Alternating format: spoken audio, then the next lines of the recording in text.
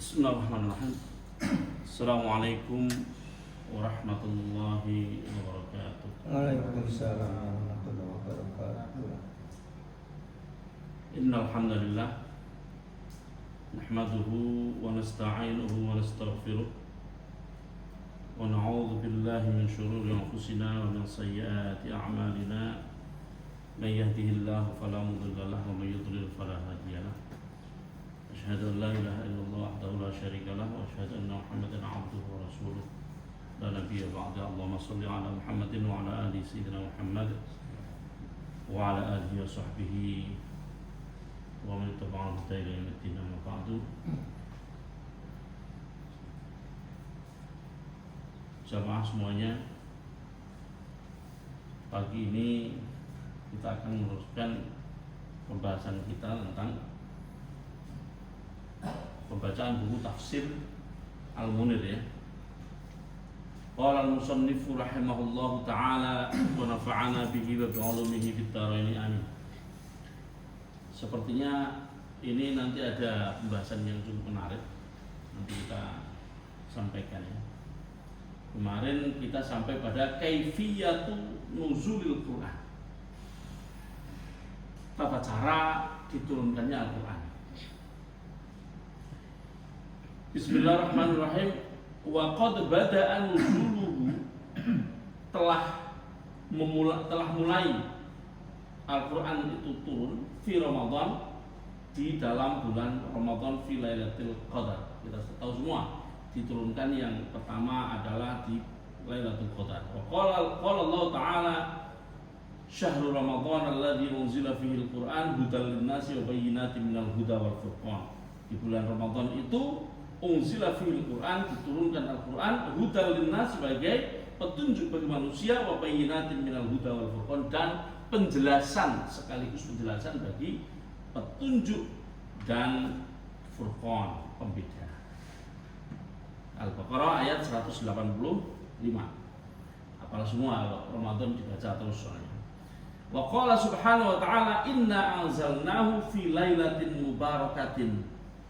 Inna anzalnahu fi lailatin mubarakatin idza kunna munzirin. Inna kunna munzirin.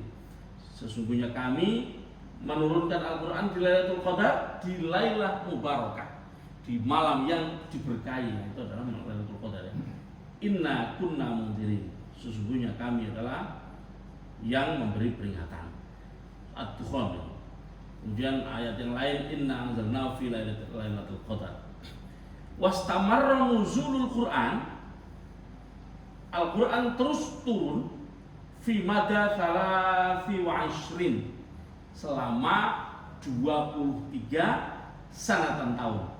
Imma fi Makkah wa imma fil Madinah, kadang di Mekah, kadang di Madinah. Wa imma fi thariq bainahuma, kadang di jalan di antara keduanya. Au fi ghairihi minal amakin, atau di tempat-tempat lain selain Madinah dan Makkah. Saya mau bertanya, bedanya apa antara, kan ada surat-surat yang disebut sebagai surat Madani dan surat-surat Makki atau Makkiyah dan Madaniyah.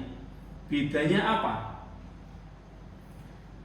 Bedanya, surat Makkiyah itu surat yang diturunkan atau ayat yang diturunkan sebelum hijrah, meskipun tidak di Mekah. Meskipun ya, tapi kalau sebelum hijrah diturunkan oleh Allah, beliau lahir Nabi di Makkah. Yang beda adalah Madaniyah. Madaniyah itu diturunkan setelah hijrah, meskipun beliau sedang di Makkah. Meskipun diturunkan di Makkah, tidak disebut sebagai Makkiyah karena diturunkan setelah hijrah gitu ya. Jadi itu bedanya. Meskipun turun di Makkah, tapi turunnya setelah beliau hijrah, tetap disebut Madaniyah. Kemudian kita lanjutkan. Wa kana nuzuluhu, turunnya Al-Quran itu imma suratan kamilatan, kadang-kadang satu surah penuh. Kal Fatihah, seperti surat Al-Fatihah. Surat Al-Fatihah ini turun sekali dari basmalah sampai atau wakil alhamdulillah sampai waladhdallin. Sekali turun 7 ayat. Wal Muddatsir juga surat Al-Muddatsir itu sekali satu surat semua turun sekali. Wal An'am bahkan surat Al-An'am yang panjang itu satu kali turun. Au asyru ayatin. Kadang-kadang 10 ayat turun sekali. Mithlu qissatil ifki, sebagaimana 10 ayat yang turun tentang qissatul ifki, tentang hadithul ifki. Tahu nggak hadithul ifki apa? Hadithul ifki itu hoax, berita bohong. Hadithul ifki adalah, jadi gini, kita mengenal hoax setelah ada HP. Tapi di zaman Kanjeng Nabi itu sudah ada namanya hoax.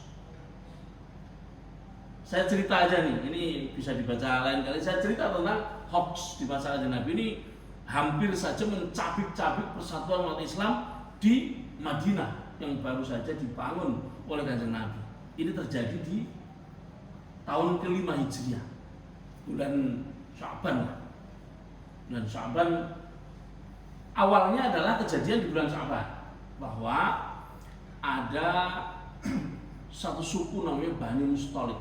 Bani Mustalik ini memprovokasi suku-suku lain di Arab untuk melawan Kanjeng Nabi, melawan Madinah. Dan itu di tahun ke-5 Hijriah. Bayangkan, tahun ke-5 Hijriah itu belum kuat Kanjeng Nabi, belum kuat itu muslimnya. Karena ada isu seperti itu Bani Mustalik, Kanjeng Nabi ingin memastikan, maka menyuruh salah satu sahabat untuk menjadi mata-mata ke Bani Mustalik.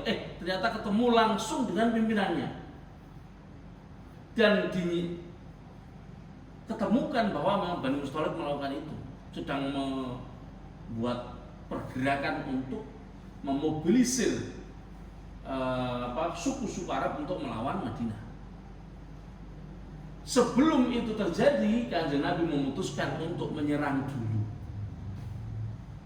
Kanjeng Nabi memobilisir orang-orang Madinah semuanya untuk menyerang Bani Mustalik. Nah, di Madinah ini ada Yahudi, ada Nasrani, ada Muslim, ada munafik. Ya, di Madinah enggak semuanya Muslim. Orang Yahudi banyak, orang Nasrani ada, orang munafik ya ada. Seseorang bernama Abdullah bin Ubay bin Salul. Ini catat ini, nama ini luar biasa konyolnya orang ini. Beliau ini seorang pemuka suku Khazraj. Suku Khazraj salah satu suku yang besar di Madinah. Ada 2 suku besar, Khazraj dan Aus, yang penduduknya masuk Islam rata-rata, semuanya masuk Islam. Ini Abdullah bin Ubay bin Salul ini adalah pemuka 2 suku itu. Jadi orang yang sangat dihormati di situ. Sebagai orang yang sangat dihormati, tiba-tiba Kanjeng Nabi masuk Madinah dan semua orang mengikuti Kanjeng Nabi, dia tersingkir itu. Abdullah bin Ubay bin Salul ini merasa tersingkir, merasa kekuasaannya hilang gitu, digantikan oleh Kanjeng Nabi. Nah, maka dia menjadi orang yang sangat membenci Kanjeng Nabi, tapi tidak berani menampakkan kebenciannya.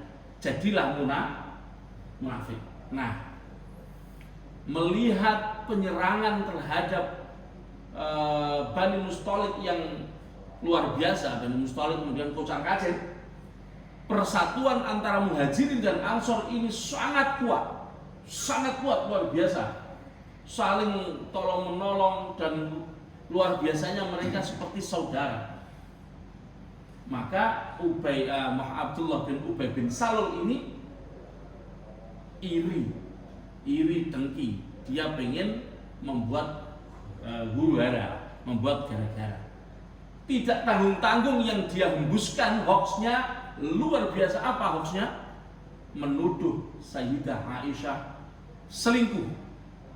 selingkuhnya nggak tahu-tahu sama siapa? Sofwan bin Mu'attal As-Sulami. Di istri yang paling dicintai Kanjeng Nabi saat itu, sebelumnya ada Sayyidah Khadijah tapi sudah meninggal. Istri di antara semua istri Kanjeng Nabi setelah Sayyidah Khadijah yang paling dicintai adalah Aisyah. Dan beliau dituduh berzina dengan Sofwan bin Mu'attal As-Sulami. Ini kabar ini menjadi begitu mencekam. Sofwan bin Mu'attal As-Sulami ini adalah orang Ansor, sementara Aisyah adalah Muhajirin. Itu menyebabkan perpecahan di antara Ansor dan Muhajirin, terjadi banyak pertikaian di mana-mana. Nah, namanya hoax, namanya kabar bohong. Bagaimana cara menyelesaikannya? Nggak ada yang tahu benar apa enggak. Nggak ada yang tahu benar apa enggak. Yang membela nggak tahu-tahu. Allah sendiri yang menjernihkan suasananya. Allah menurunkan 10 ayat sekaligus dari ayat An-Nur, ayat ke-11 dari surat An-Nur, ayat ke-11 sampai ayat ke-20. Coba perhatikan nanti dibuka surat An-Nur, itu ayat kedua, ayat pertama suratul anzalnaha, terus-terusnya. Surat yang kedua bicara tentang azaniyatu wazani fajlidu kulla wahidin mi'ata jaldah. Itu kan? Ayat yang kedua itu sudah bicara tentang pezina laki-laki, perempuan dan laki-laki masing-masing dicambuk 100 kali. Itu kalau pezina.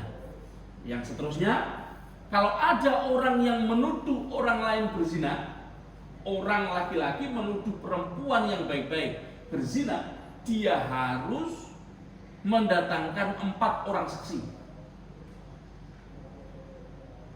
Harus mendatangkan 4 orang saksi. Kalau nggak bisa mendatangkan 4 orang saksi, maka dia sendiri yang dicambuk 80 kali. Itu ya. Yang menuduh maksudnya. Yang menuduh. Kalau ada orang berzina dan terbukti, buktinya apa? 4 orang saksi, maka dicambuk 100 kali. Ya. Fajlidu kulla wahidin mi'ata jaldah. Kemudian kalau ada seorang suami tidak mau mengakui anaknya karena anaknya itu hasil selingkuhnya istri dengan orang lain, tapi nggak bisa mendatangkan saksi karena yang melihat dirinya sendiri, mungkin melihat istrinya berduaan sama orang lain di rumah waktu dia pergi, pulang-pulang ada begitu, bisa saja terjadi. Apa yang harus dilakukan? Nah, di situ ada boleh laki-laki itu bersaksi 4 kali saksi. Bersaksi apa ya?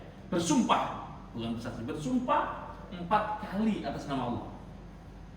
Itu namanya li'an. Yang tadi, yang orang menuduh perempuan yang baik-baik berzina, namanya qadzaf.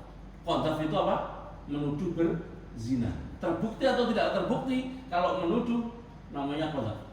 Tapi kalau laki-laki menuduh istrinya dan dia merasa melihat, dia kan kemudian qadzaf, menuduh istrinya. Untuk membuktikannya dengan apa? Dengan itu tadi, bersumpah.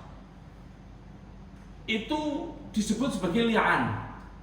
Li'an itu laknat, meli'an istrinya. Istrinya tidak terima, mungkin dia merasa aku tidak melakukannya. Dia kemudian boleh menjawab, mengcounter itu dengan li'an juga. Caranya ya 4 kali bersumpah atas nama Allah. Nah, draw ya, suami 4 kali, istri 4 kali, yang benar yang mana?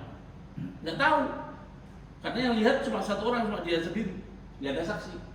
Maka yang kelima, sumpah suami yang kelima menentukan nasibnya di akhirat. Kalau dia orang yang berbohong, dia tidak melihat istrinya melakukan itu, tapi dia bersumpah yang kelima, laknat Allah di dunia dan di akhirat. Kalau dia benar tapi istrinya masih menyanggah, istrinya boleh juga melakukan sumpah yang kelima. Kalau istrinya benar, suaminya yang dilaknat Allah. Kalau istrinya salah, istrinya dilaknat Allah. Seperti itu caranya.